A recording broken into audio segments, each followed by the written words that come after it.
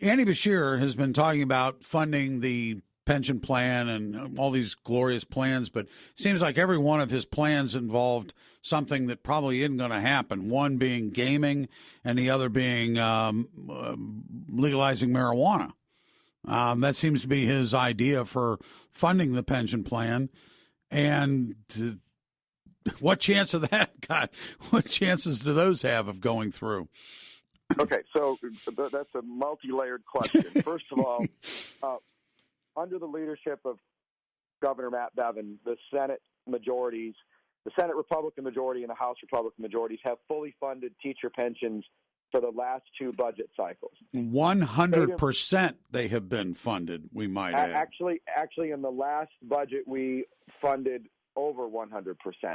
Good. So, and then the state employee pensions have been fully funded since 2014 because in 2013, I passed a bill, Senate Bill 2, that required us by law to fully fund state employee pensions. Mm-hmm. So fully funding pensions is something that has been going on for the last couple of budget cycles.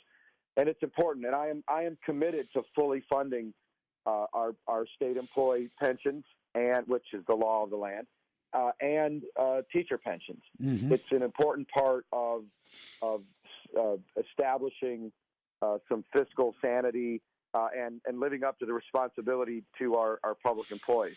And see, what I don't understand is that during the campaign trail, he acted as though that they hadn't been fully funded because he's talking about, I get, what is he trying to do? Wipe out or thinks he's going to wipe out the deficit by having gaming, revenues from gaming and marijuana, or is this to replace the funding mechanism that we're currently using so he can use that money for other pet projects of his?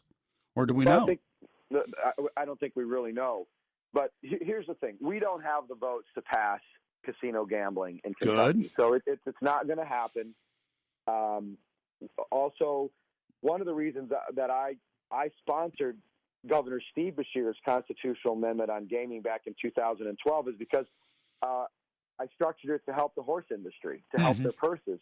But now we have historical horse racing in Kentucky with Churchill Downs' purchase of Turfway.